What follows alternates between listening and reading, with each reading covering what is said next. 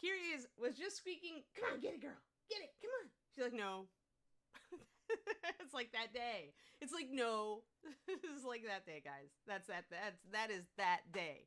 Good morning. Welcome back to Reaper Pro Tips with me, your host, Anne, and disembodied voice Justin, except we don't have a disembodied voice Justin. Wait, we might.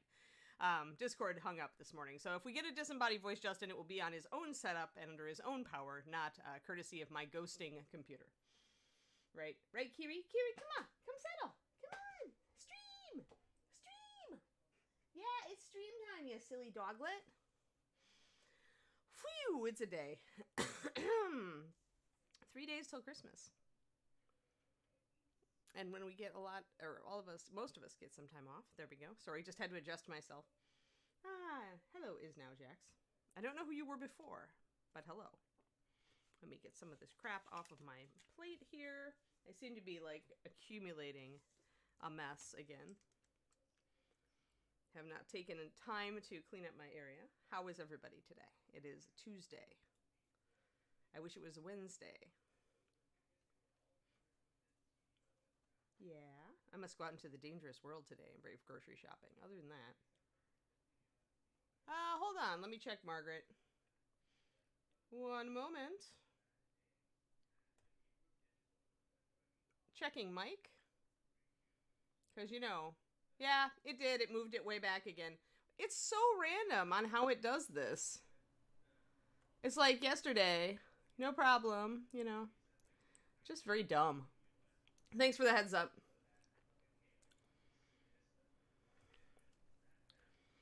Dark elves, brigands, and skin colors, oh my. Like that, right? All right. Oh, Vimanaqua, I'm not the knowledgeable one. John is the knowledgeable one. I was only half listening when he was talking because he was really loud in my ear. So I was actually pulling the plug out a little bit. But I'm betting that if you ask on the Reaper Discord I bet if you ask on the Reaper Discord, they will totally tell you everything. Yeah, well, I do that, John David, but there are a couple of things that I can only get from Sprouts across, a few miles away, and, we're out of those things.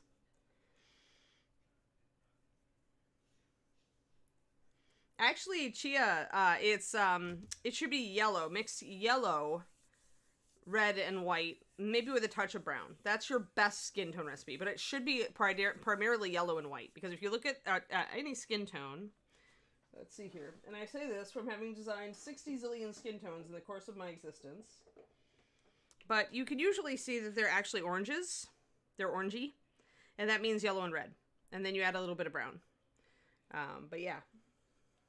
Oh no, I do a lot. I'm pretty paranoid right now. I just really don't want to get sick. So I do actually order, John David, a lot of the time from the grocery store. And you're right, they do get it right. I would say 90% of the time. Hey, Shadow Raven, thank you for the resub.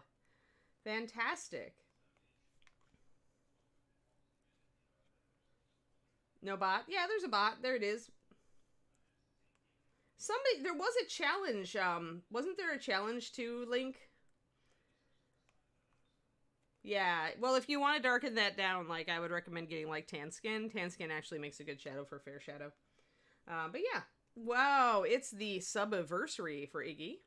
Happy sub-anniversary. Excellent. Thanks, John David. Yeah, I made a lot of them over the years. I try to take it very seriously as far as trying to make them actually work for real skin tones. Look natural. So on this girl, we actually started... I was showing you guys how versatile tan skin was, actually, on this particular female. In fact, if you look at her...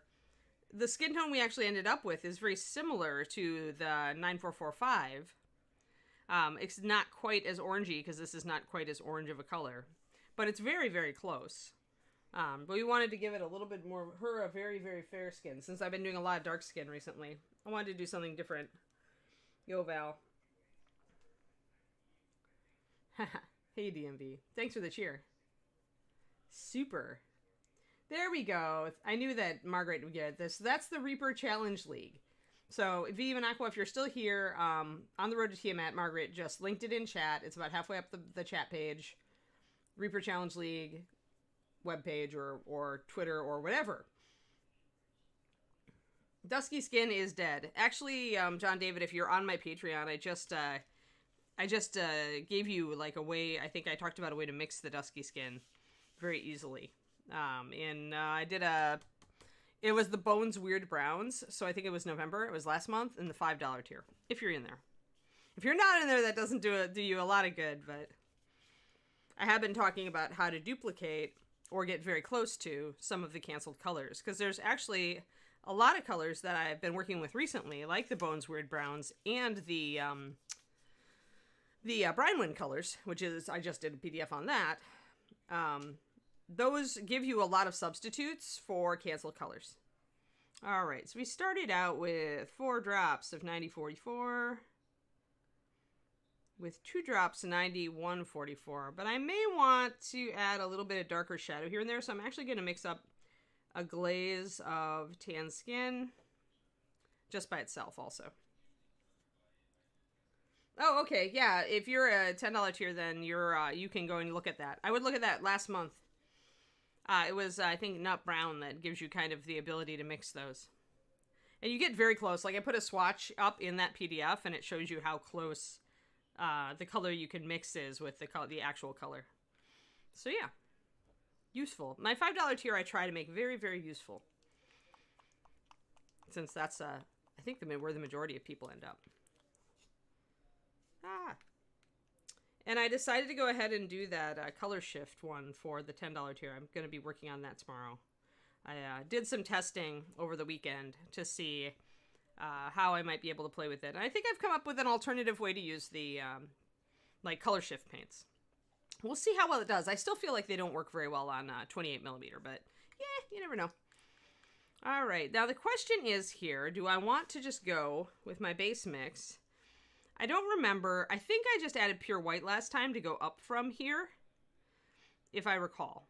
Because I didn't want to go more yellow in the highlights necessarily. I just wanted to get a lighter version of this. You could do either one. Oh, okay. Shadow Raven. Okay, yeah, if you're in that, you're right. That is the $15 tier. Warrior is the $10 tier. That's what I was promoting people as I went.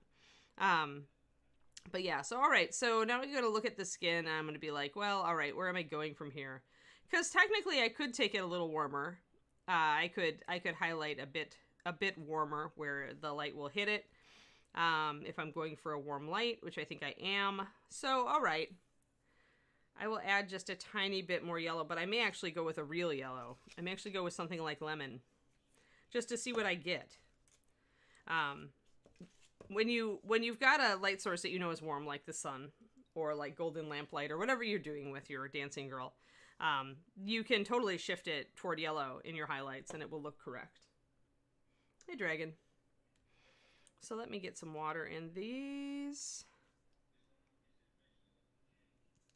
So yeah, we might play around a little bit today. Play with color, because that's what I do, right? So let's get our glaze here.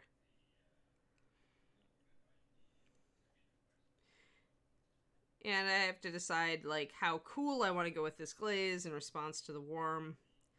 We'll have to see. There are a lot of color tricks and highlighting tricks that you do to get realism on a big model that are harder to pull off on a 28, but because everything on a 28 is so exaggerated. The other thing I have to take into account is the cloth color here. I was thinking I would do... Oh, hey, I see gift. I see gifting a tier. Thanks, Squiz. You had a lapse. Okay. Good morning, Otter Mama. Yeah. Thank you very much for that gifted sub, Squiz. I think we're getting close to another AMA. You know, I don't think that's quite dark enough. Shall I be clever? Shall I be predictable? What should I be? I need to cool down that shadow a bit. But I don't really know where she is. Although it looks like she's kind of dancing on kind of a packed dirt floor of some sort. It looks like she's dancing outside.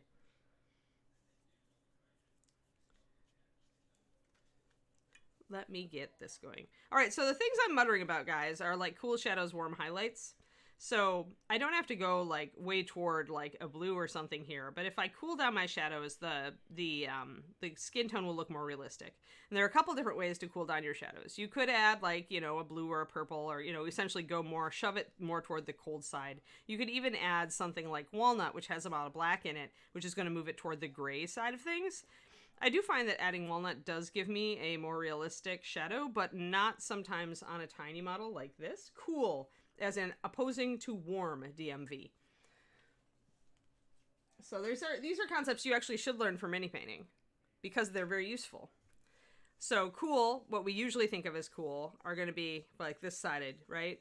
And then warm colors tend to be over here, right? And then these pockets over here, like the red to violet, and the kind of the yellow to green. These tend to be kind of like transitioning color type things, right?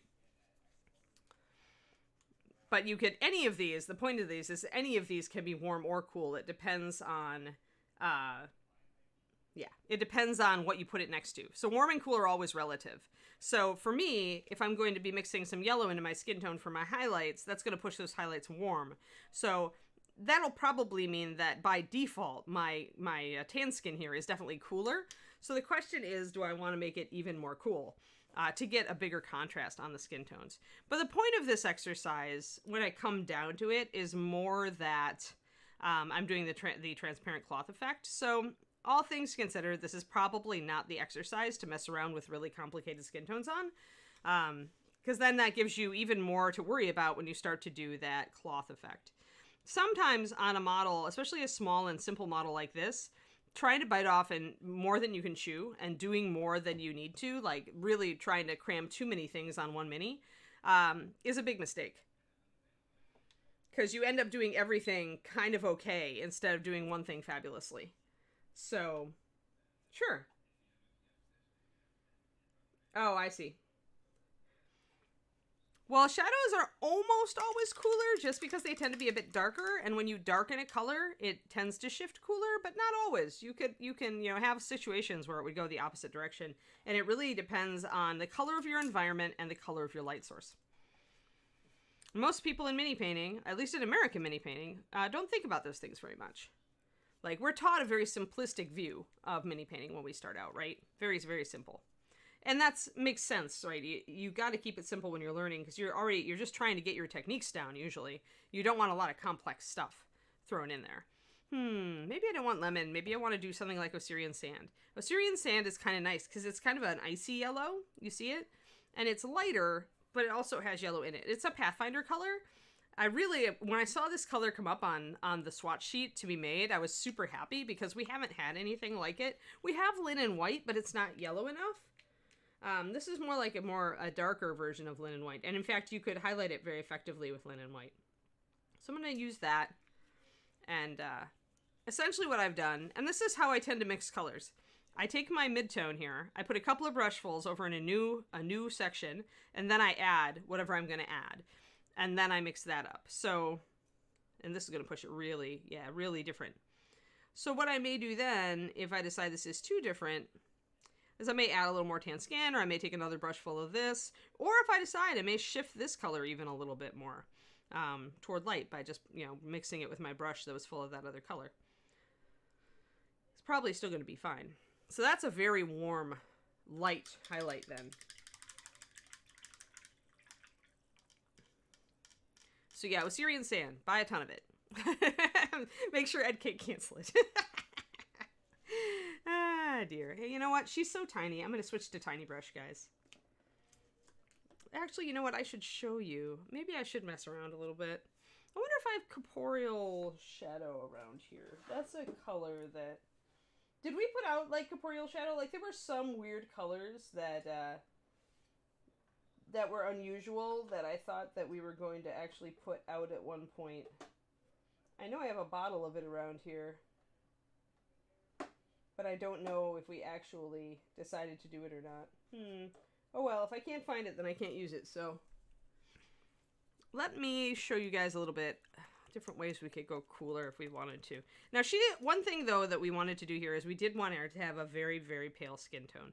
So, that means that we can't go too dark with our shadows, or it'll look weird. It'll either look weird or it'll look... Oh, I need a much bigger brush. It'll look weird or it'll look like we're going high contrast, like comic book. And if you do that, you have to do it to everything. You can't just do it with one small part of the miniature.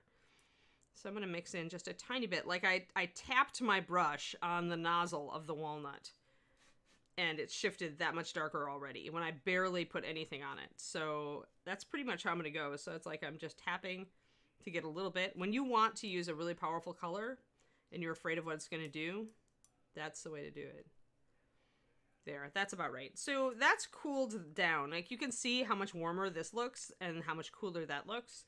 Adding black or usually will give you a gray. If there's any white in the paint that you're using at all, and skin tones almost always have white in them, it'll cool it down. It tends to also make ashy. Corporeal Shadow is still special edition. Thanks, D. Clerman. Corporea and her Corporeal Shadow is actually a really nice color for shading. It's a blue-brown. It's kind of funky. I like it. So we're going to use this little bit of walnut to cool this down, and I'm going to say light sourcing from above, and I'm going to start kind of putting in a little bit more shadow.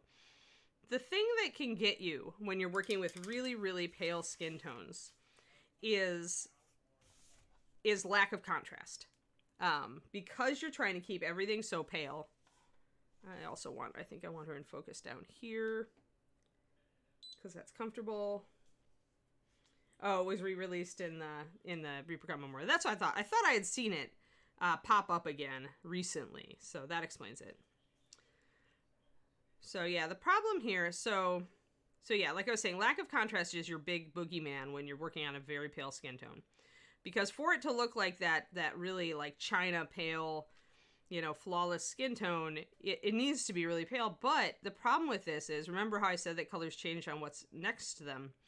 If you use a dark cloth of any sort with her, these skin tones are going to bleach right out. Like, you're going to lose it. You're going to lose the contrast. So that's why I mixed that slightly darker shadow color, that cooler shadow color. And I'm going to be using that to kind of give some contrast in places where I deem it likely there would be contrast. And this includes like where the cloth is, where the transparent cloth is. And I'll still leave like the upper facing surfaces of the leg really, really pale. See, but I can get a lot more depth. You don't have to paint the entire surface pale to get that really delicate skin tone. I do have to do a little blending down here. Since it's wet, it's easy. So you see how dark I took that shadow, like they're very dark. And it was very obvious that that was a shadow area because when you look at it, the cloth here is casting that shadow. Hey, Crowley, how's it going? Down here, we probably are not going to get much of a shadow. We might get one right under the knee there. So you do want to highlight and shade around the transparent cloth areas, just like you would normally. I am going to line eventually, but here I remember I don't want to line because I've got cloth next to cloth, and I haven't really decided if these are going to be different colors of cloth or the same cloth. If I make this, the loincloth and this sash hanging down, if I make them a different color, then I think I'm going to definitely line them. And I am debating it right now. I'm debating actually going blue with her cloth, which is actually pretty difficult to do, and going like pink with the little tags, and doing it that way. I'm kind of debating that. Like giving her kind of a festive, very, very bright color scheme. And we haven't decided on her hair yet, so yep.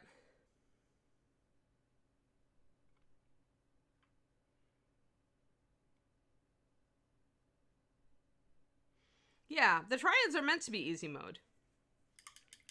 But remember, John David, that if you have a basic skin tone, like a fair shadow or a tan skin, one that's not too pale, you usually don't want to start too pale with your skin tone unless you're going really fragile, really, really pallid. But as long as you've got one of these, you can always add white to it, always, to make highlights. So pale skin is actually one of the easiest things to get done. So guys, I'm thinking that I was going to do a blue for her cloth because it's one of the most difficult colors to do over a, hold on, I'm looking for an appropriate color. Maybe tropical. It's one of the most difficult colors to do over a skin tone because it's complementary. Yeah, tanned is my go-to starter for everything, John David. Everything. Because if I add white to it, it makes a great fair skin tone. If I add brown to it, it makes a great darker skin tone. I can tune it to be a reddish skin tone or a sunburned skin tone if by adding a red-brown, or a brown-red. It's tan skin. When I made it to be like super, super versatile so that I could, if I had one skin tone on a desert island, I could mix all skin tones from that except for the very darkest ones. One other reason to go with tropical is that it's pretty transparent, so it'll be easier to do the translucent cloth. So the reason this is difficult is because when you are working with skin tones, you are working with an orange. And when you try to put blue over the top of them, you are working with a complementary color, which means that your skin tone will tend to go gray. Because orange plus blue usually equals either brown or gray, depending on how much, yellow and red are in there. But this is a pretty, very strong blue, and this is not a strong skin tone, which means it's probably going to go grayish. So the only way to carry it off is to do a glaze of blue over the existing skin tone. And I probably want to, I may go some teal on here, but I'm going to go probably with the teal on her arms so we get some contrast. And then maybe I'll do the pink for the head sash again. I think lots of tropical colors on this girl. She wants to be really fancy, so she told me so. I'm going all over the board here, but, ooh, I just lost it. So yes, so blue is a problem because, but if you take your skin tones up really pale toward white, hey, I found my bleached linen. How cool. It was magically there, like it has been probably in front of my eyes for like ever. Yeah, I don't want to go really aqua with this one. I decided I wanted to go difficult. Aqua's easier. Okay, greens and purples are easier to do transparent cloth on than blue because they aren't direct complements. When you've got an orange versus a blue, then you get mud, right? And so if you go in any way you move around the color wheel closer to the skin tone. So let's find a skin tone on the color wheel. You don't think you can get one? You're wrong. There we go. There's a nice skin tone right on the color wheel. It's orange plus white. Like I told you, it's a skin tone is actually pretty close actually, huh? Yeah. But this lets me, explain this. So right opposite your orange is, of course, your blue, which means it's going to make, here's your little mini color wheel.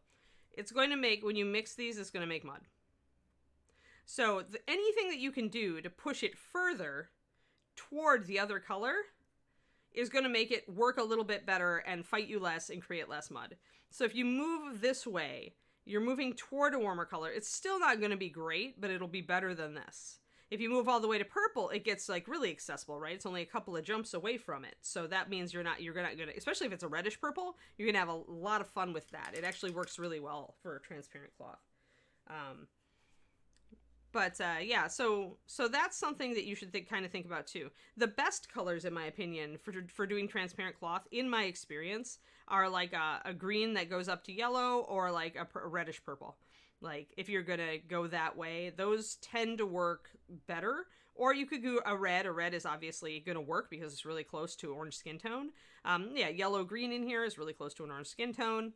Obviously, orange would work, although, it'd be kind of weird in monochrome. Yeah, no problem, John David. I know it's a pretty color. It's one of the ones that people regularly like, so I'm glad you like it too. But anyway, so yes, there's a skin tone on here. So you guys, if you wonder what is a complementary color or anything to your skin tone, now you know. Skin tones are oranges, almost always. In fact, you can see it even more with a dark skin tone, right?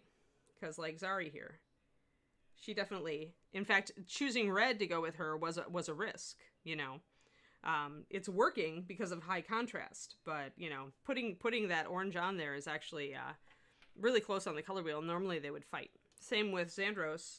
We've got his, he's got a lighter brown skin tone, and it's obviously more orange. It's going to work really well because it's going to be complementary to his blue armor. So, yeah, stuff like that.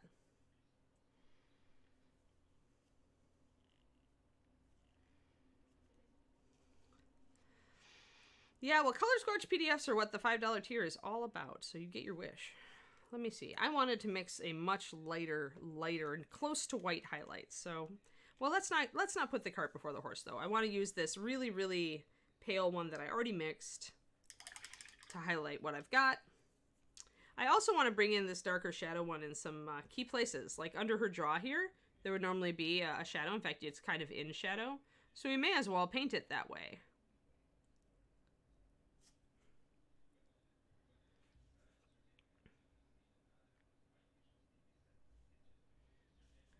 I'm just having a devil of a time keeping her in focus. 1 second. It's because I'm so zoomed in, and so it gets very difficult. There. Oh, nope, still not. Let's try this. There. Let's see if I can keep her crisp. There we go. That looks good. Oh, a DMV, really?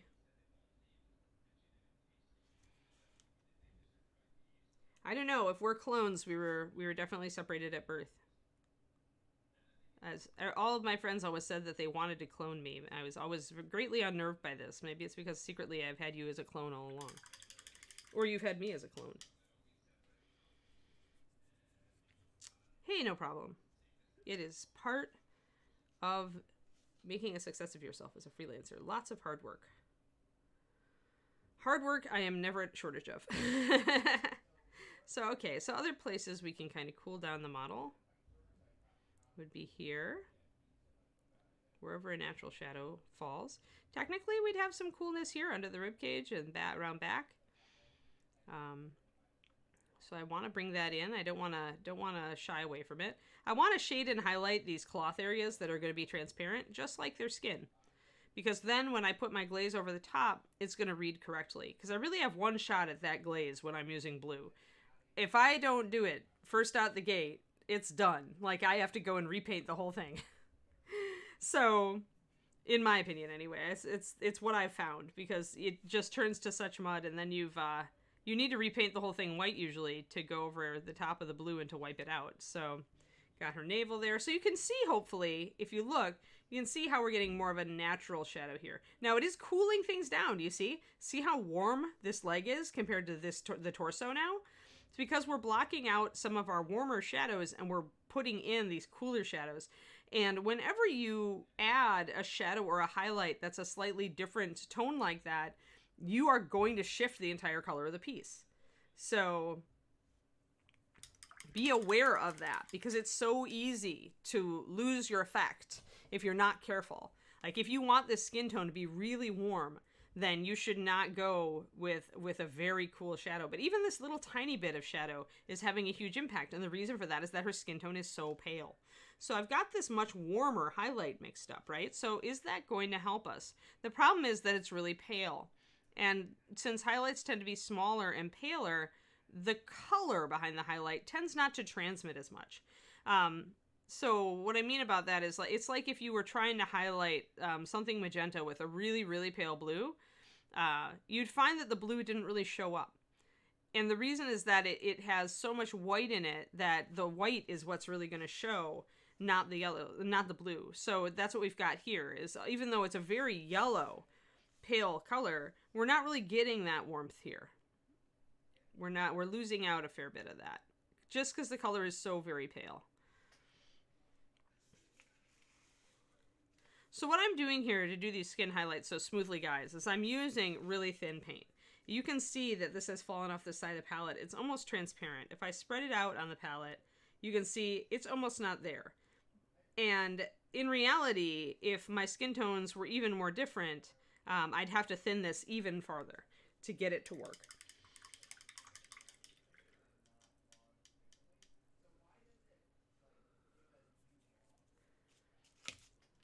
Let me see. Let me move my skin tone sticky note. Okay, so kind of what I'm doing here is I'm testing out my colors on the torso to see if I like them. And so far I have to say that I really do.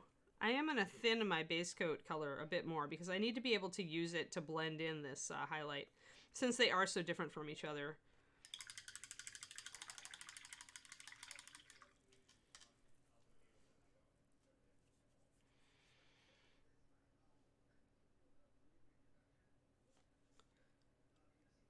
My friends always wanted to clone me and put me in a cage and make me paint all their armies. You really get like a new perspective on who is and isn't your friend. Alright, I definitely need to put a shadow under there. So really I'm using the miniature itself as a guide to where I need to shade. As I'm looking at it under this light source, I can see a heavy shadow right under here, so I'm going to put that in with my darker skin tone. I see a fair bit of shadow back here, so I'm going to paint that in. There's a shadow underneath there. I'm going to paint that in. Once you have like your basic techniques figured out, guys, your next step is to think about lighting. Even before you can blend really well, as long as you have the basics of layering down and the basics of glazing. Start thinking about your light sourcing. I think they teach students to think about light far earlier, like in Europe, in the European hobby, than they do here in America, in general. Depends on who you're teaching you. If you've got somebody like Matt DiPietro teaching you, then you're going to think about light a lot earlier, which I think you should. It's something that got glossed over a lot. I'm very much a self-taught miniature painter, and since it was de-emphasized, and miniature painting's connection with the fine arts was de-emphasized when I was learning, I missed out on a lot of that, and have only gotten really back into it lately. Like, I would say that even when I started dating David, I was still not fully like thinking that way, and in the last couple of years, I think I've made a lot of strides toward light source. But see now, that as I add those natural shadows, she's getting a lot more dimension in her skin tones. Do you see? She's not as flat anymore. Double the procrastination. I think the world has enough procrastination load. Like, whatever the ozone layer is, whatever our carbon emissions problem is, I think the real problem with Earth right now is its procrastination levels.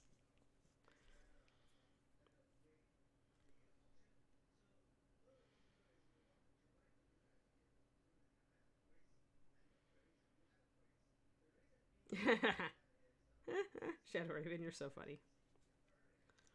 All right, now I need to really tackle her face a little bit. She needs this is delicate work, and I need to actually get a little bit of a reddish color now, because, and I'm going to do that this is actually the same way that I did the previous one, by taking a little bit of a color and dabbing my brush on it. Let's see here. So grab this. I am going to grab a little bit of walnut, because I still want my natural shadow. Dab that on the brush. Mix it in. Like, that dabbing on the paint, the brush on the paint nozzle is like really useful when you only want a tiny bit of something. Like when you're not sure what color it's going to make and you're like, okay, I just want to try a little tiny bit. Then it gives you an idea if it's shifting in the right direction. Now I'm going to take my Sione Scarlet, currently my stand-in for Clear Red. Ah, that might be a bit too much. I'm going to wipe some of that off. Now I've got a dark rose. That dark rose color is pretty nice, actually. I'm going to use that to shade. I do want some regular color as well with that Sione in it to make a more of a pink tone here. So I'm going to grab the rest of the Sione Scarlet that I dipped off my brush and go pink there. So now I've got, and I'm going to grab even a little bit more. There we go. It's such a small model that you have to go a little bit farther. Like when you're doing mixes, don't be too timid. Don't make them too close to each other, because when you're working with a tiny little model like this dancing girl, she's a tiny, even for a 28. You know, she's very slim. She doesn't have a lot of room to work. If you go too timid with your colors, you're gonna lose it. Like, you're not gonna get the contrast that you want. So here we go. Here's all my mixes. Let me get everybody. My tan skin is a glaze, so it fell out of solution. There we go. There's all my colors. These are the colors that I'm using for this model. That's nice, Dragon Eye. It's nice to take a look out at what you've done in a, get perspective. And it's never as bad as you think. Like, we're way too hard on ourselves in general. So I think this is a pretty nice skin palette, all things considered, guys. Like, if you look at it, what we have here really is a breakdown of what we're dealing with. We've got our basic dark skin tone that we started everything from. We added Creamy Ivory to that to make a lighter tone because we wanted her to be more fair. I think we've managed that. Then we've added a yellow and white to that to make an even lighter, warmer tone. But at the same time, we need some rosy tones on skin, right? So what we've got here, we've mixed our cool color directly from our base tone by adding a little bit of walnut. And then we've got a dark rose and a light rose. And so what that lets us do is put the dark rose like in the shadows under her cheekbone, because you would get reddish color there, but it wouldn't be as light, right? Because it's in shadow. So you want to get that little reddish hue on the underside of the cheekbone, but then you still want a little reddish color like in areas like around the nose. And you don't need much, but you need this to be dark enough to get the hint of that color. So that's why I went and made it like relatively dark pink, all things considered.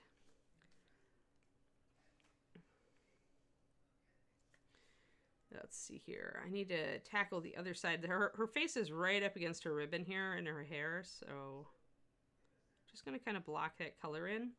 And I can also use that rose color to kind of get the mouth going.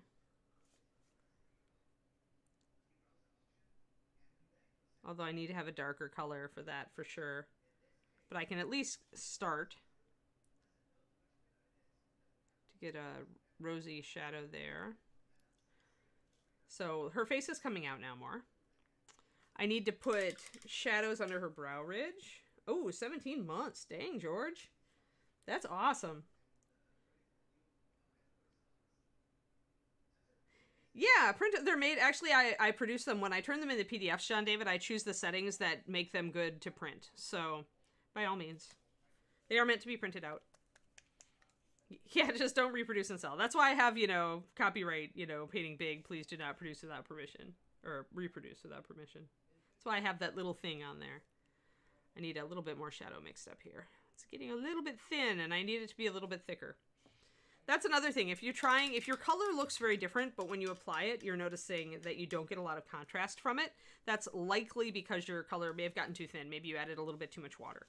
So you can always try to rebuild it and get it a little bit more. Yeah, sure. I mean, that's why PDFs are nice, right? You can print them out. You put them in a binder. Eventually, I'll write a painting book, but that's like...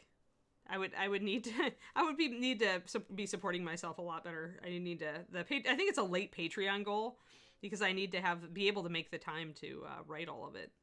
It takes a long time to write and edit and paint examples and do photos. Like, it takes a long time. My PDFs actually take me longer to do than my videos, even with the editing and everything.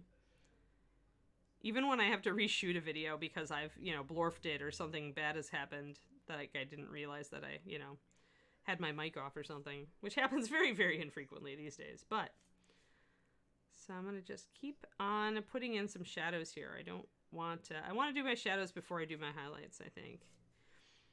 I want that contrast.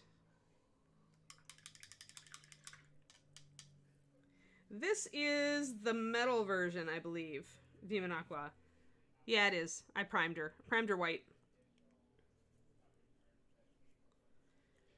Yeah, but I wouldn't do that, John David. Like, if I was going to do my painting book, it would not just be a reprint of my whole Patreon. Not only does that, like, in my mind, it insults my patrons, right? Because you guys paid good money for it. And if I just turned around and marketed it, like, that would feel so cheap to me. That would not be. Plus, none of you would buy it because you already had it all. Like, maybe you'd buy it just to have it all in one place, I don't know. But it seems weird to me to do that. If I did a painting book, I might base some of the lessons on stuff I'd done in Patreon. I might take one lesson here and there and reproduce it if I felt like this was an amazing lesson that I wrote and I absolutely have to put it in the book. But in general, I would be writing the whole thing new.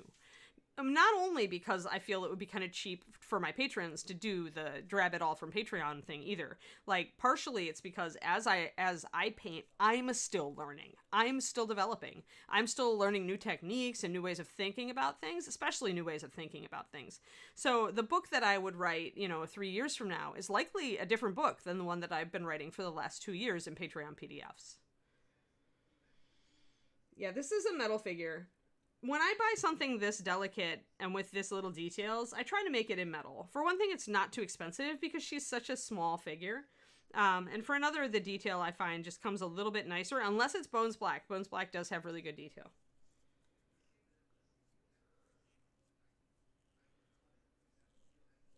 Yeah, I would have to give you guys snippets on the Patreon, right? Like work in progress.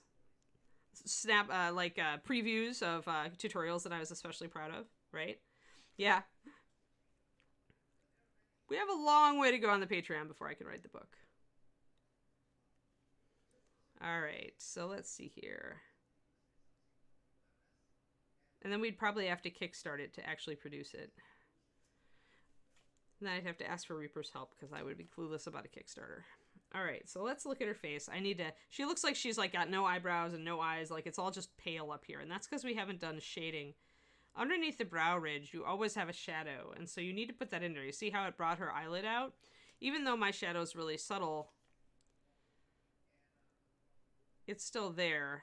And I can build up layers of it if I want to make it darker.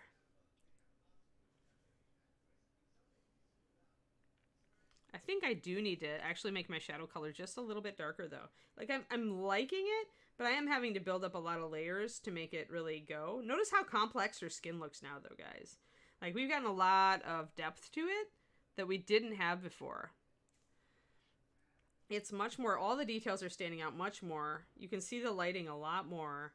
She's got some variance. We're still looking pretty plain down here because that's where the transparent cloth is going to go. So right now, I'm more concerned about highlighting the area where the transparent cloth will go. The reason is that going up to near white with my highest highlights here, just like I'm doing slowly on the skin, that near white area is where the color is going to show through the best from the blue. Because the near white area isn't going to have this orange. So it's going to be the area that can, not only is it likely where the cloth is going to be right up near the skin, but it's also going to be the area that conveys the most information, like since it's the lightest, it's going to pick up the blue better than any orangey area is going to.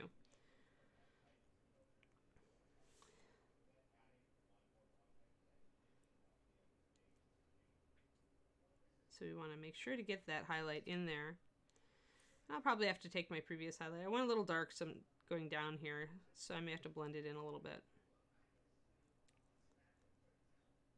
Now, one thing to mention is if your blending is not perfect here on the skin that's going to get covered over by your glaze for color, it's fine because the glaze is going to help blend those areas. Now, you can't leave it totally choppy or it's still going to look choppy after the glaze, sorry. You can be a little rougher than you normally would be, and it'll be fine.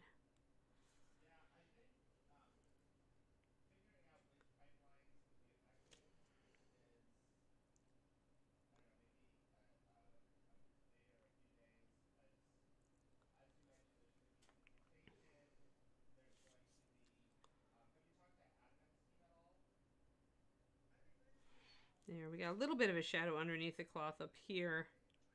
But I'm bringing up these highlights on the top of the thighs. Because that's where the leg swells out. It's where you're going to get some highlights. One leg is forward anyway. This leg is kind of jutting out to the side. So you're going to get some highlights there. And the other thing I have to pay attention to over here is there's some folds coming down from this area. There's some folds in the cloth. Let's see if I can make... Yeah, there. See? See those folds as I turn it around toward the light? So I need to remember that those folds are actually going to be the color of the cloth. Like I probably need to take some white and kind of blend those folds in. That's one of the next things that I need to do before I glaze with my skin, with my dress color. And I need to spend some more time like dealing with this area through the waist where I did decide to make some transparency, but I haven't tackled it much.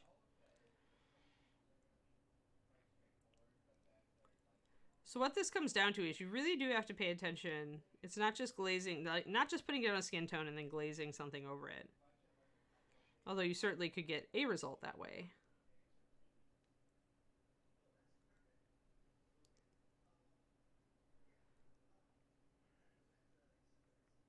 Now stockings that are really sheer and tight against the leg, those like with pinup models, that would be easy.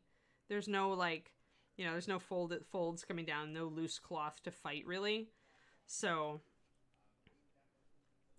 that's an easier, and then you have to worry about your blends as far as like highlight to shadow.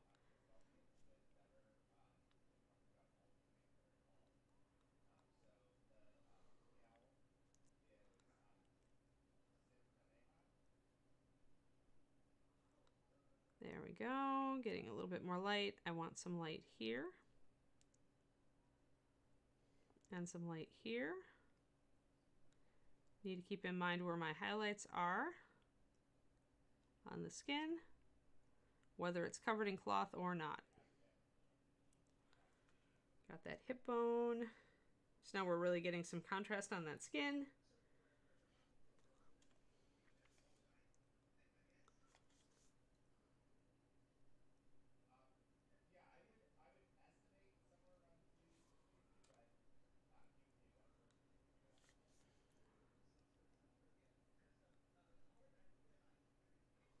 All right, a little bit. Got my shadows, got my highlights. The lower part here is looking pretty good. I want to lighten up the skin tone a bit on this area. It's going to be getting some light.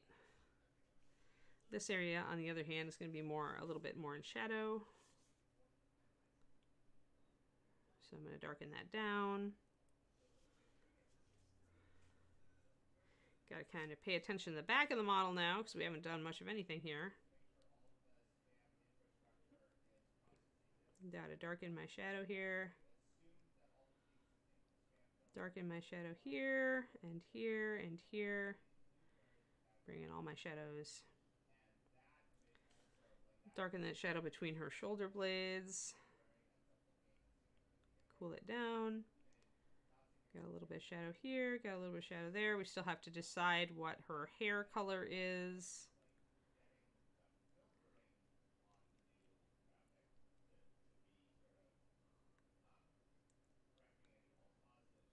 A little bit of a shadow on the underside of these scapulas. There, that's a little bit more realistic.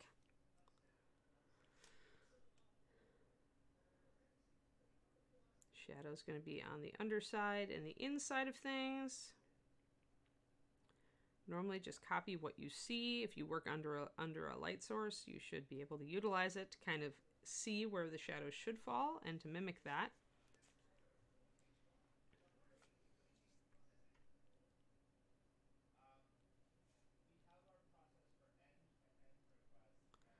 Everything on that hand is going to be in shadow right under this one. And then the inside of that and the underside of that, that's all shadow. Hey there, Bob and Julie, how's it going? We are getting ready to paint some transparent cloth, and so we're setting up all the skin tones that we need to do that. I think I do want to line a few more items though. DMV, actually what I usually do is I either decide on the hair color first or I decide on the cloth color first. Don't really care about the environment in this case because I'm more concerned with the hair color looking good with the skin color, making sense with the skin color, and also the hair color going well with the other main colors on the model. So we know we are going to be going with kind of a cool jewel toned color scheme for the most part. We know we're going to be doing, you know, probably some magenta and some blue.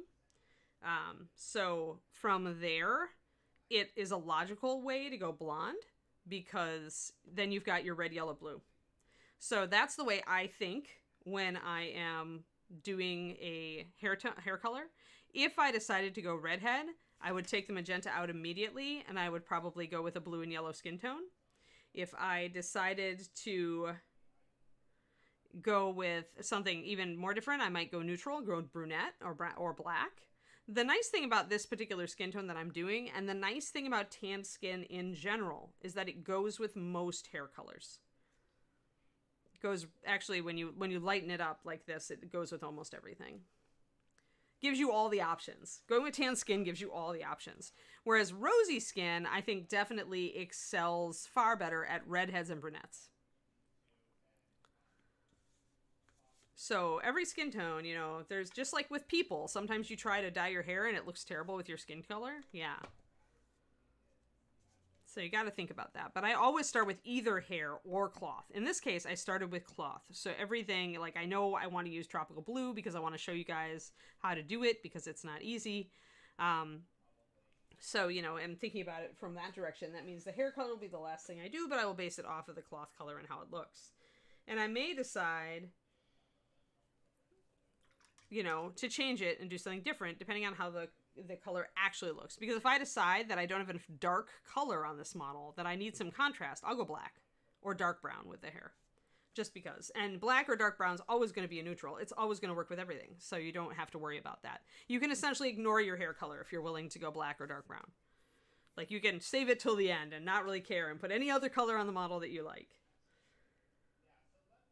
Golden hair with these, but brown would work as well. A warm chestnut brown would work as well. Chibi.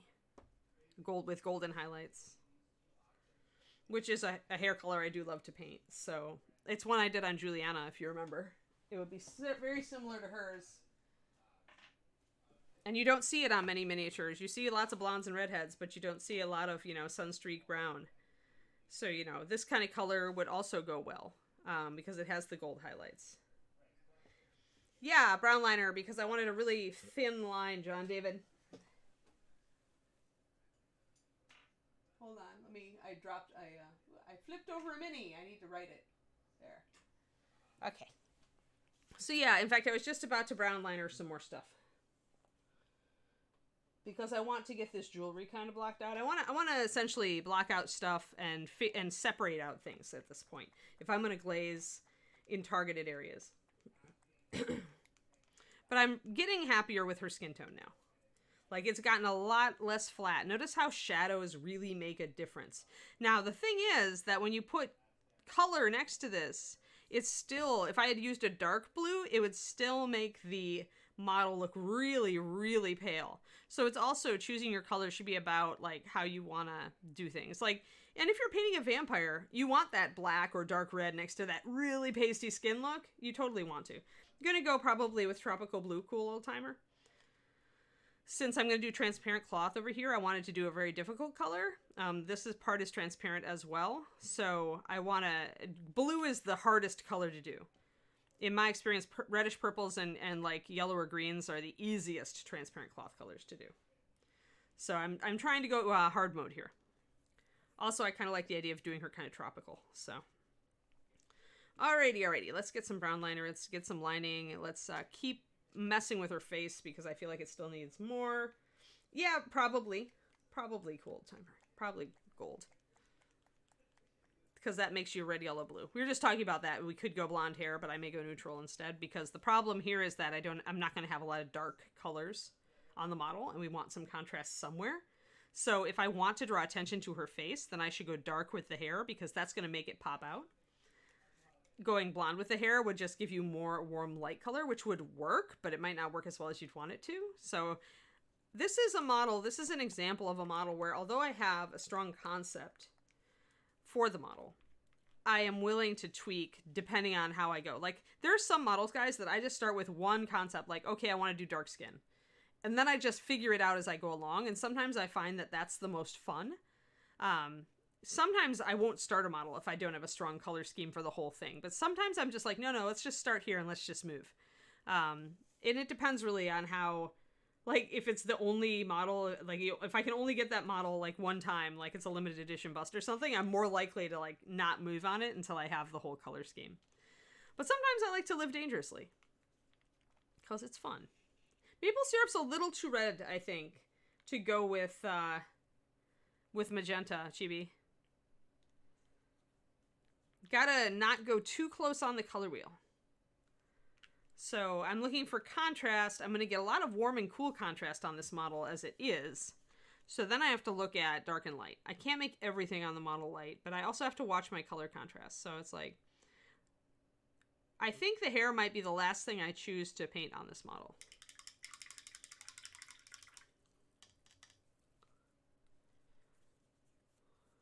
Now, one thing we can do if we want on these little details is we could do a quickie wash with brown liner to just bring them out.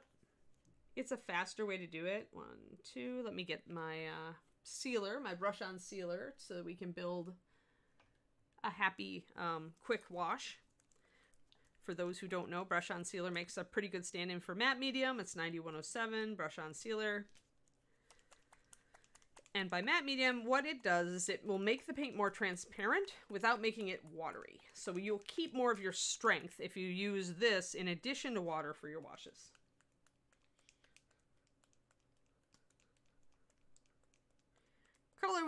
color wheels are a useful beast.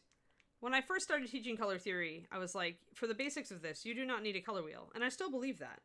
But I've learned, there are some great tricks for thinking about color and how it interacts that you can use if you have a color wheel. So I still don't feel that a color wheel is necessary. But I feel that it can give you some interesting tricks and different ways to think about stuff. So I'm doing 2 drops of brown liner, 4 drops of brush on sealer, 2 drops of water, and I'm going to tune from there. Because liner tends to be a little more translucent than regular paint, but that's still pretty strong. I need double that probably. So another 4 drops of sealer. I used to use a 133, but I use a 142 now.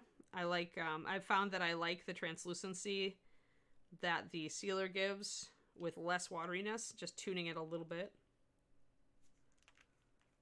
This should be good. This is my standard brown liner wash formula. Yeah, that'll be fine. I believe that it is not JS. I really don't like glazing mediums. Flow improver. Okay, so flow improver is not really a tool for glazing. I mean, it is and it isn't. It is because it's a leveling tool, right? But the thing is that you already have so much water in your paint when you're glazing that it already self-levels. So you really don't need what the flow improver brings to that. The brush on sealer is more of a translucency agent, but it also can cause the paint to skin over a little bit fast. So yeah, your mileage may vary. I just use water for glazing. I don't use mediums. Any of them.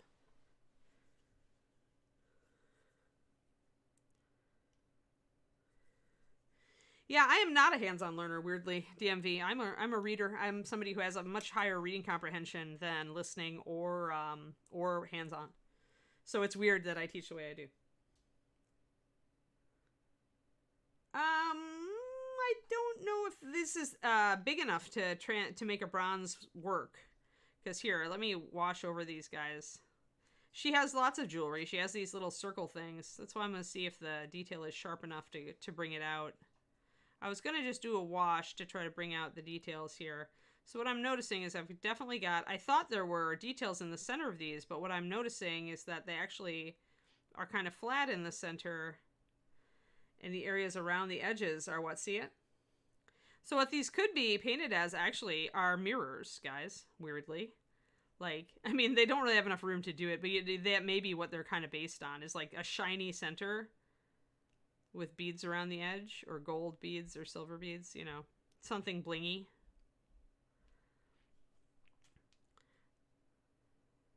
My wash needs a little bit more strength.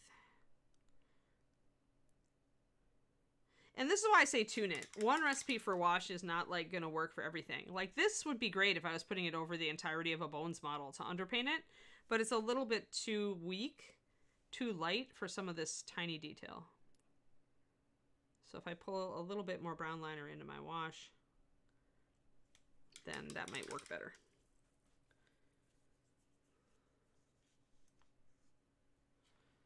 Yeah, ZBrush really needs video tutorials, sadly. I could see that.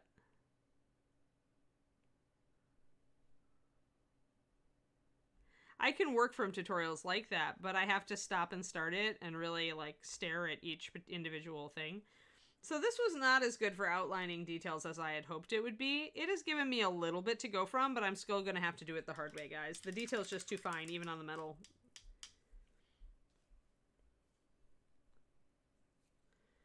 Yeah, I learn most effectively when I read. So I've just been an avid reader from an early age. And that has resulted in my reading comprehension being very good, but everything else not so great.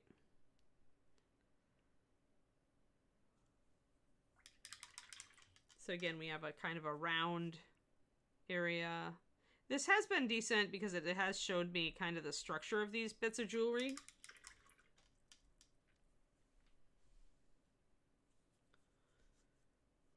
Yeah, the cloth's very kind of Art Nouveau as well. Like, I really... Her hair is just, like, driving me nuts. Like, I see that she's got it pulled into 2 little ponytails. It's just a little bit weird. It's a weird style. And I'm going to put the headband in here because staring at the hair and not being sure what it is driving me crazy. So I need to put this headband in. Put a demarcation line next to the arm. And put another one here, and put another one here. Line wherever one surface meets another line.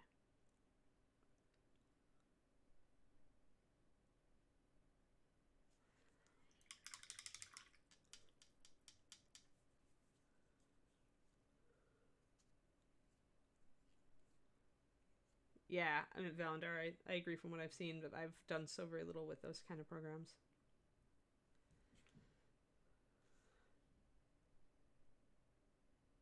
Gonna put my wash up here again to kind of bring out little details, just to help me see what I'm looking at. Again, this time the disc is a little bit rounded, probably because her head is tilted. It's rounded a little bit on this side too. And I think, yeah, the headband's actually much thinner than I at first thought. This is why you want to go up there and kind of take a real close look at stuff, because I think she's got hair on the front of her head, and she's got the headband. Oh, I may have a Kiri emergency, guys. I'll have to watch my dog for a second.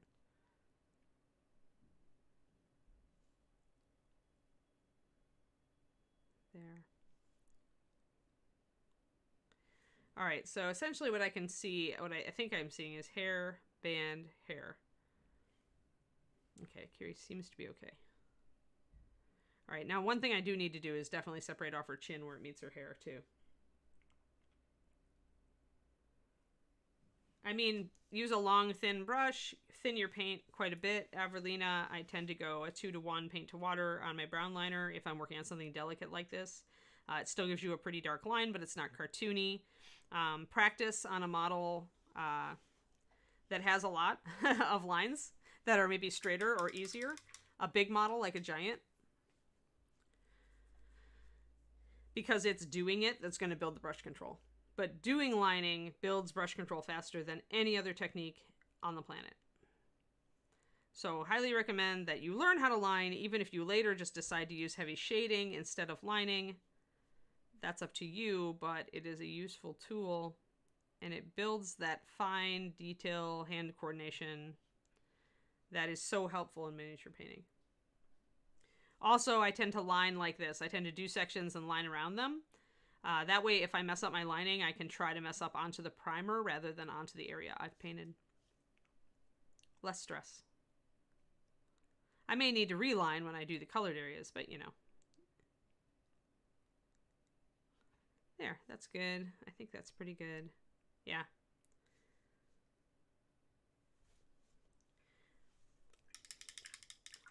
Yeah, if you're on my Patreon, I have a video on, I think it's a $2 video too. It's really cheapo. On how to increase your line, how to improve your lining quickly, how to build lining, or how to build brush control quickly, and it deals with lining. It is, actually, it's one of the videos I like the most as far as, like, helping newer painters get better quickly. Which, I know everybody is impatient. I still feel like I need a darker shadow. Well, the eye's looking okay now. I brought that shadow up. I also need to shade underneath the nose. See how all these little shadows, I have not highlighted on the face. But see how all the little shadows are making her features come out. And this, again, this is pretty, like, fine detail paint application that things like lining will help you master. And it'll help just it'll build your control effortlessly is the nice part. Is through doing lining, you'll naturally build better control. And then you can do this kind of thing a lot easier. I'm going to try to make a darker lower lip shadow. That's getting there. I don't want to put color in it yet. But with a small face like this, you really do need more contrast. You need to really bring out that contrast. Because the model is so small that otherwise bringing out those tiny details is very, very challenging. And a lot of people don't take their shadows dark enough, and so they lose, their faces end up very featureless. They lose out a lot of that.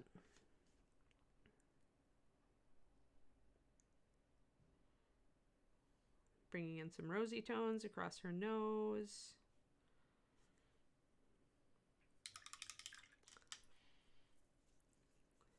And then I want to bring in some highlights. Yeah, I could be focusing on the cloth at this point, but if I've got all my skin tones custom mixed, seems silly not to finish out working on the skin. Oh, that's right. I was going to move to tiny brush here, and I should because I almost flooded that area on the forehead. I mean, the liners are really the best things to start with when lining too. I mean, because thinning them enables you to control how heavy the line is. If I used walnut for this, everything would be very stark instead of this much more natural shadow that I've got here.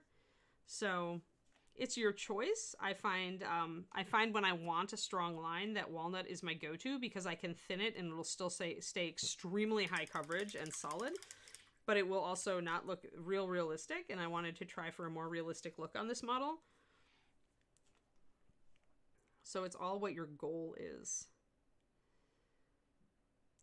And if you're like, well, I'm just a beginner, I don't have goals. Well, you can make goals though. And that's a good one to do. Like, make one model and say, okay, we're going to paint this really cartoony. We're going to, we're going to line with like a really dark solid line. And maybe we're going to use some really candy coated, like colors, and maybe we'll make our shadows really dark. And then go and say, okay, we're going to go natural with this one. Maybe we're going to try for more subtle. We're going to go brown liner. We're going to go for more naturalistic colors, and, we're going to try that, right? It then lets you experiment with a bunch of different ways to paint. And then you can decide which you like best. All right, now we got to warm up the top of the face. Let's get that highlight color, that yellow highlight color. We gotta get the top of the nose. One area that actually stays light is the top of the cheekbone. So like that right under the eye. On a 28mm model, you go right under the eye for that highlight. And what it helps do is make the eyes stand out more.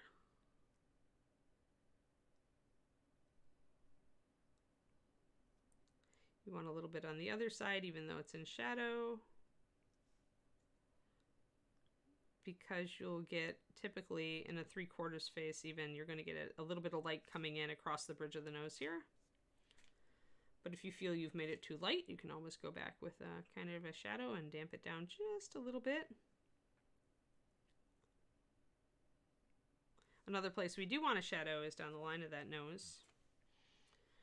And we do probably, if our light is coming down here, we may want to keep the face here in shadow. You can see that I've kept a lot of it in shadow, right? You can see that it's darker a little bit. That's on purpose. Hey, Kiwi dog, you doing okay? We may still have a Kiri emergency. She was kind of taunting us with it before the stream, and then she settled in. So we'll see. We have another 20 minutes or so.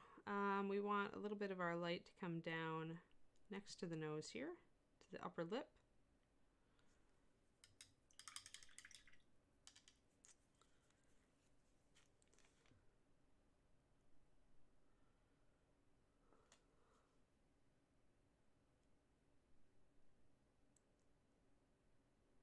Probably my best advice for learning lining, though, is just to do it.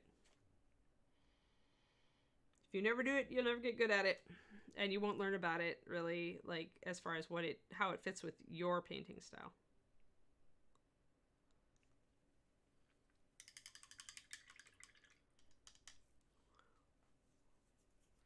Want to pick up a little bit of warmer color on that cheek, or on the, sorry, on the chin. A little bit of highlight there.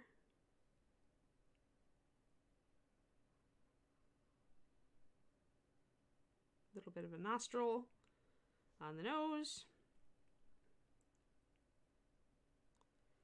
There, blend that together. Everything on a face this small is so very close together that it gets very difficult to bring it all out.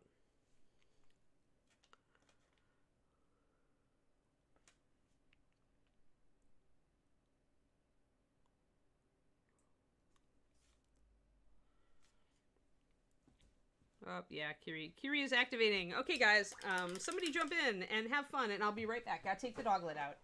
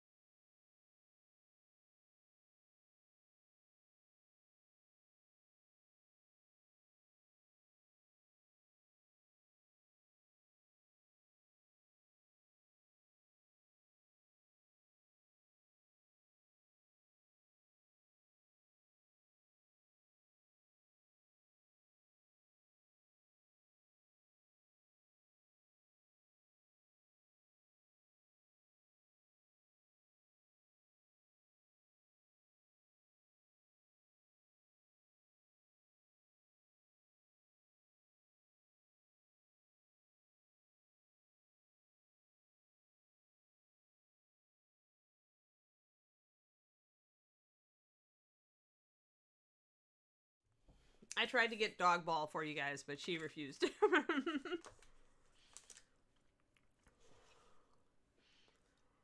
Sean talking to you guys. Good. Fire elementals in a dumpster. Good point. Oh no, I forgot my glasses. I left them on the bookshelf. 1 second. Let me get those. Can't paint without them.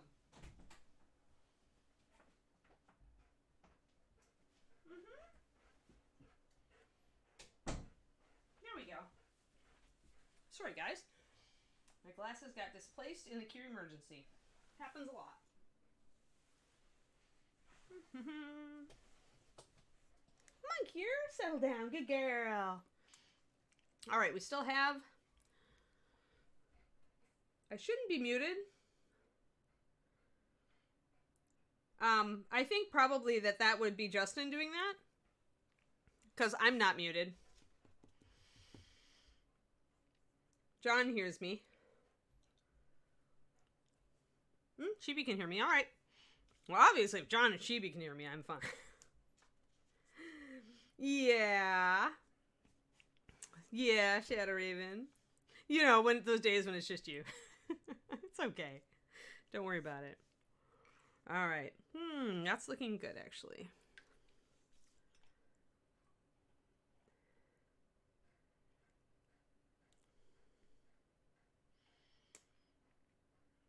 All right. I'm just looking at this now. Kind of, since I have all my skin tones. And they are, like, since I built very little of some of them are, expiring, so I need to use them. Move it or lose it.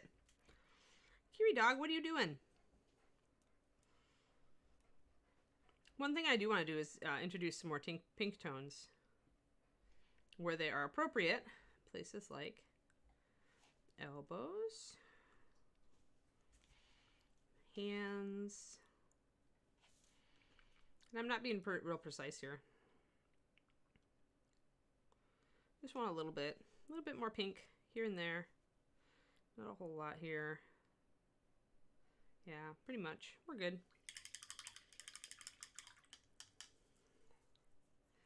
All right.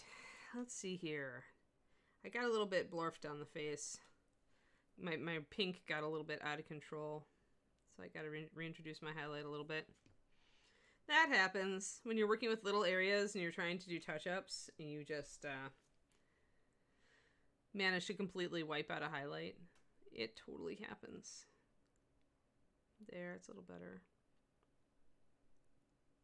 Trying to blend and make it look okay. So now there's a definite difference between the side of the face that's in the light and the side of the face that's in the shadow there. As there should be. And one other thing that I want to highlight is that eyelid. If I'm going to give her eyeshadow, that's going to be one of the last things I do. That's too much there. Too much. So easy to get out of control on this stuff. To go a little too far. And then you're like, oh noes. What did I just do?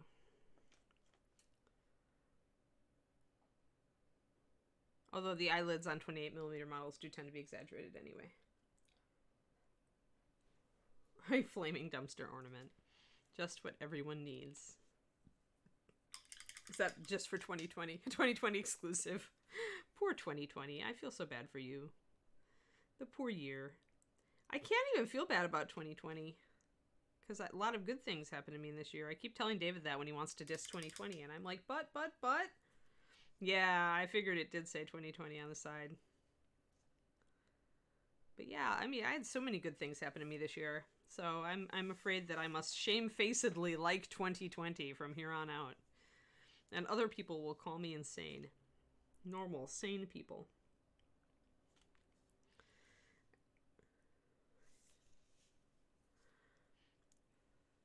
Trying to get that eyelid a little bit lighter. So we're definitely using the tiny brush on this one because it's going to let me see how it let me do that incrementally tiny paint application. So that's good. I do feel like I need a little bit of a stronger shadow on the side of her nose. Gonna use my dark pink for that, my dark rose. I don't want to wipe out the nostril though, so I have to be careful.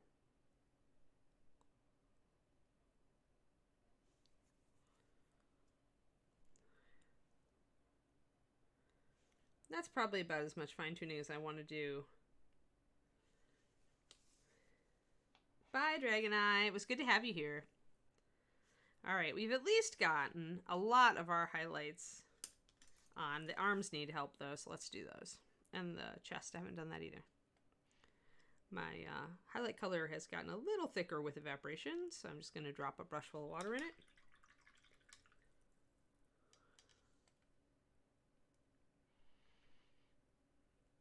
I don't know. I mean, I'm hoping that it's a hold my beer in a good way. Like, you think I can't be a good year? I'm going to show you. Like, it's positive. Let's just positive here, guys. Yeah, see, Estrogen, you discovered Reaper in 2020. Now, your wallet may be sad about that, but you would be happy about that. All right, let's put some highlights up on this arm.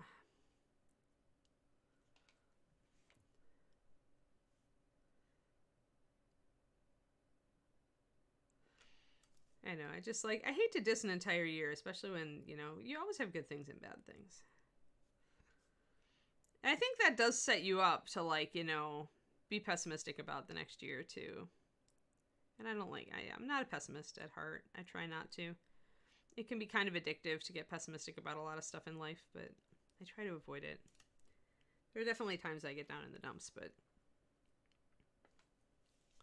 in general, my life is awesome right now.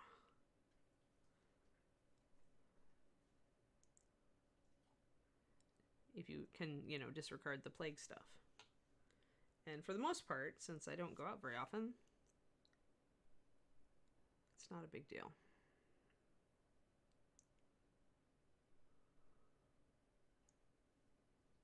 Gonna get the fingers. Oh, that's right, she's got those crossed fingers. I may have lost a little bit of my lining there. Yeah, I did.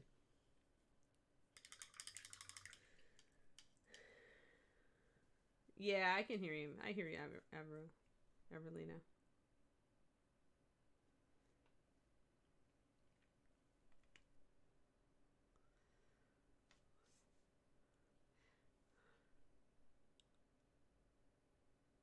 Anyone born in Y2K will be legal drinking age. That's funny. D. Clearman.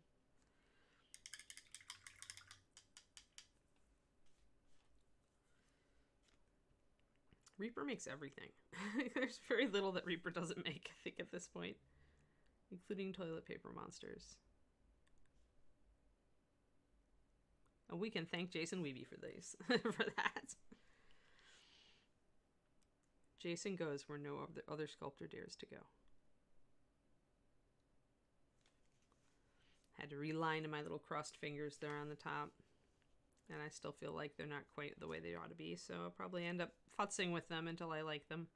There will be points on a model where I would just stop and obsess about it, like where I'm just like, arg, this isn't working, it needs to work, arg, you know, and I'll just sit there and futz with it until it does work. It is somewhat annoying, even to me.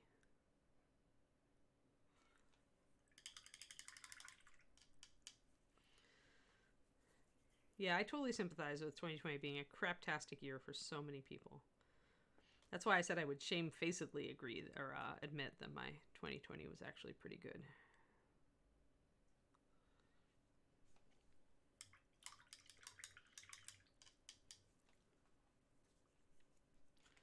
All right, I have essentially, yeah, these fingers have gotten a little bit blurfy. Like in some ways I like them, in other ways I lost some of my lining. And that happens. Losing your lining is annoying.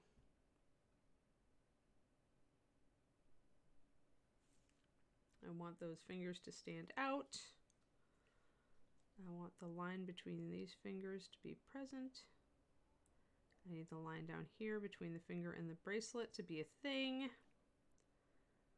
I need line of the thumb to come in there. This is definitely a case of hands that I would line between the fingers, and then I would bring the thumb crease in as well because she's got, her fingers are crossed so oddly that in order to really make the viewer read that right, you've got to emphasize it, I think.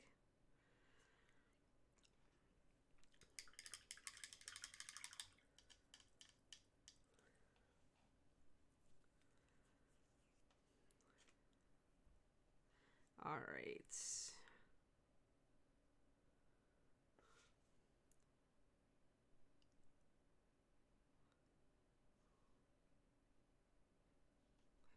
Now I did decide to make the actual cups be opaque because we're on Twitch, so I'm not going to do a transparent cup on the brazier. Going to do an opaque one instead. I want to keep Twitch happy. Got a little too pink there, and take it out.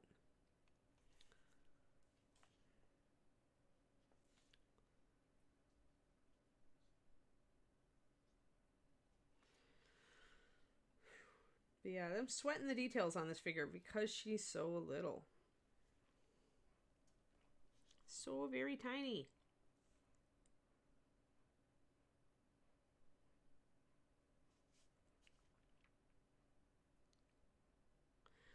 Probably my most disgruntling thing right now is that I haven't gotten to make as many cookies as I wanted to. We have so much junk food in the house. Presents from other people. David's mom sent us not one, not two, but 3 batches of baked goods. 1 batch that we need to bake ourselves. So it's like, yeah, I don't think we're starving over the holiday season. So many sweets. It's ridiculous. Like, kind of throwing low carb out the window between Christmas and New Year's and going back on it afterwards. How about the rest of you? Do you, like your moms or your grandmas or your whatever send you baked goods for the holidays? Like my mom always sends us her toffee. My mom makes such good toffee. It's like not worth eating anybody else's toffee. That's how good her toffee is. You keep buying them. Yes, if you are the grandma or the mom, then you may be the person baking said cookies and sending them to your family members. In which case, hats off to you. You are keeping the world in baked happiness.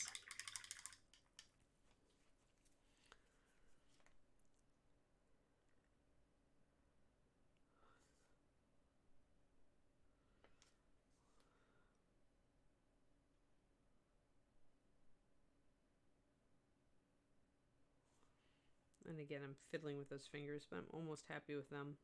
So,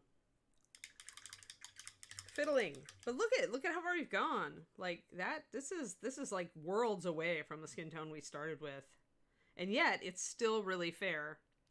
And once I put this, let's put some blue on. Let's do the opaque parts of the blue. Maybe just block some blue in and see how it looks next to the skin tone. Like, because remember, everything changes. So what's going to happen when we go and put this really, really, cool color against the warm skin tone is we're going to see the skin tone look even warmer. Like it's going to really emphasize the warm tone of the skin. But it also is going to dry a bit darker, so it may make the skin look a little bit lighter. So, yeah, I didn't have to buy any candy. I got a package in the mail from my godfather, and he sent us one of those huge gift packages with like cookies and crackers and cheese and chocolate, tons of chocolate, you know.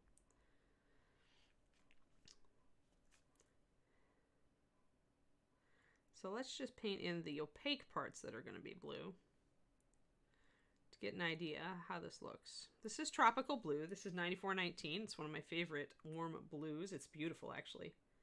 Look at how pretty that looks next to her skin. Complementary colors.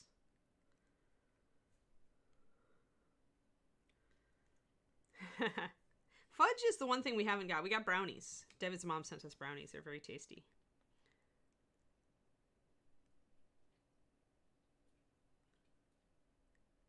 Very fudgy. But we did not get actual fudge. My mom used to make divinity. That stopped ages ago because she just felt like she gained like 20 pounds because she was the one who made it, and then she ended up being the one eating it after we kids left home. So She's pared back on her holiday baking for sure. She was a little more exuberant about it when they were still spending Christmas in Wisconsin because of the grandkids, but they decided not to do that anymore a few years ago. This is such a pain to open up the house because they snowbird. They spent half the year in Arizona. That it was such a pain to open the house up just for a week or two.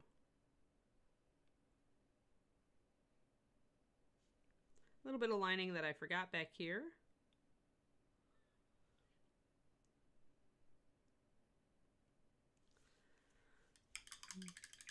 But I like this blue. I like this blue with the skin tone. And it is a bit darker, but it's not terrifically dark. Still a pretty light color scheme here on this, guys. I don't know about making the mirrors bronze, because the reason that I don't know if I'll do that is because there's not a lot of room. To make bronze read well, you typically need a little bit more room for the color to express itself. Otherwise, everybody's just going to think that you made a really dim gold. I hate to say it that way, but it's so true.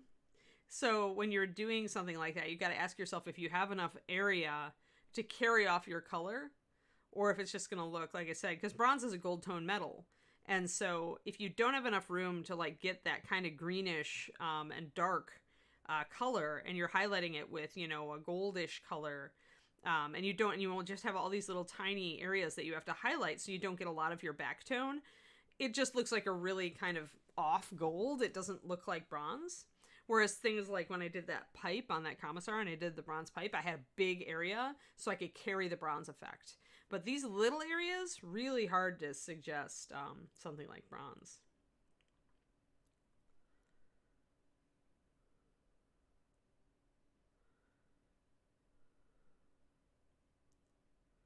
One kilo of sugar. Oh my God, Cornico.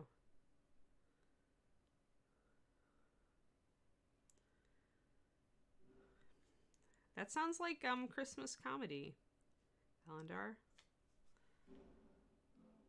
I don't know. The world is so weird. Like, you could have just said that it was 5 cats chasing a cow toward an exit, and I would have probably blinked the same amount. Like, I don't know if there's anything else that can shock or amaze me this year. I've already had so much. There. Although now that I've got that image of 5 cats chasing a cow toward an exit in my head, it won't go away.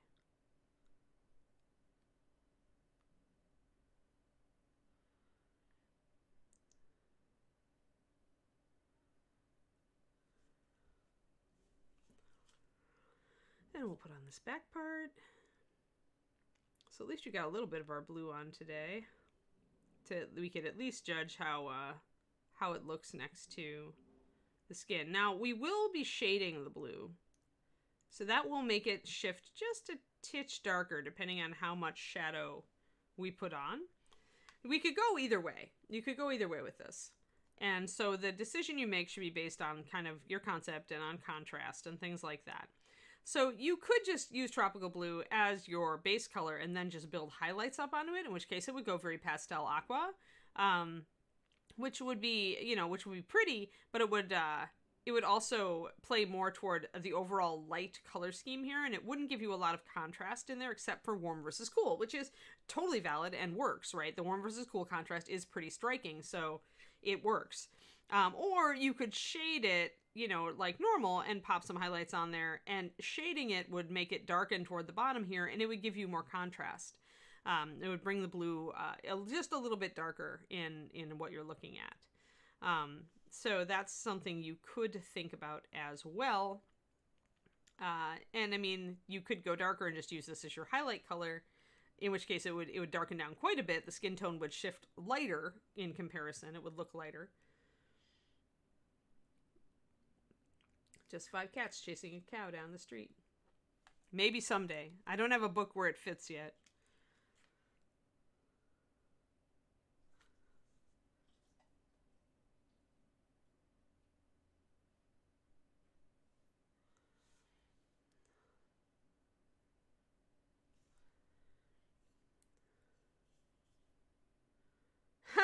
That's really funny, Kerniko. Hey, I was trying to describe this phenomenon to David, and it's the law of the fiercest, right? It's which animal cares more. It's why a Chihuahua can chase an Irish Wolfhound out of his yard. It's because the Chihuahua really gives a crap, and the Irish Wolfhound's probably like, whoa, whoa, whoa, whoa, whoa, okay, fine. But it really is that way with animals. The animal that cares more tends to prevail. All right, so that looks pretty good. I don't want to block in blue anywhere else because almost everywhere else that's going to be blue is somewhat transparent. Even the belt here probably will be. Although I'm rethinking that. I don't know if it's really going to carry. There's so many folds here that I'm not sure how that transparency is going to work. And I may end up just making the belt solid because the more I think about it, the more I feel like it should be kind of a counterpart for the top here. So that's kind of what I'm thinking. I'm kind of going in that direction at this point. All right, it's about 10 after, so I think I've made up for my Kiri explosion. Do we have a raid, John or Justin? And I know I can't hear you, so, you know, you'll have to just, I'm going to just line around these guys. I don't have enough paint on my brush. Kerniko. It's energy, I think, Kerniko. It's the energy of the thing. It's like if a big animal doesn't have a lot of energy dedicated to staying in that particular place and contesting, it's just going to give way. Whereas the animal with the fierce energy is just going to push it because it cares. I will just watch for the raid. I'm just going to outline. Since washes don't do a very good job outlining really shallow detail like these little jewelry things, I'm just going to take my liner and do a quick line. We got a lot of progress on her. I'm getting quite happy with the skin tones. Especially on such a tiny model.